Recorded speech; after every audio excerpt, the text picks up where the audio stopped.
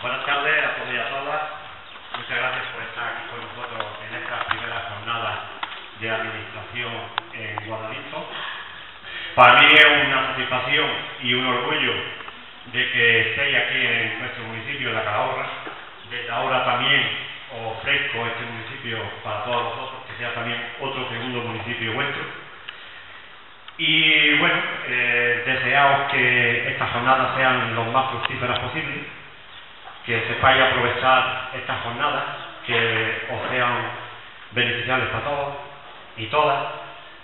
Y para mí, pues bueno, hace unos años hablábamos del tema de Guadalinfo y era un mundo para gente de nuestros municipios pequeños en los que no llegaba bien esa cobertura, no llegaba bien esas nuevas tecnologías.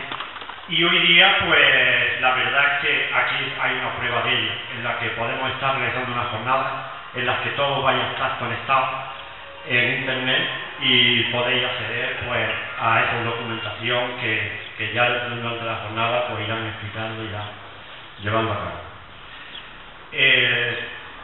Yo también os quiero agradecer sobre todo a todos los dinamizadoras de Guadalinfo, en el sentido de que con vuestro trabajo que estáis realizando día a día, esto supone a nosotros como responsables de los municipios, en el que gracias a todo vuestro trabajo y esfuerzo, hoy día podemos estar facilitando a todos los ciudadanos de la comarca, todos los ciudadanos de nuestro municipio, del entorno, pues esa facilitación de acceso a documentación que antes pues se necesitaban unos trámites más burocráticos de tiempo, de solicitudes, y hoy día pues se puede hacer en unos segundos.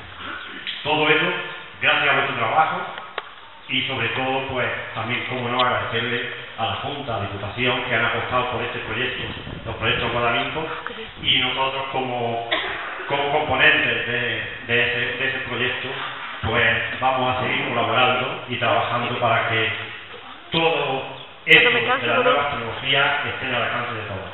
Muchas gracias, bienvenidos, y quedan inauguradas las primeras jornadas de Guadalinfo.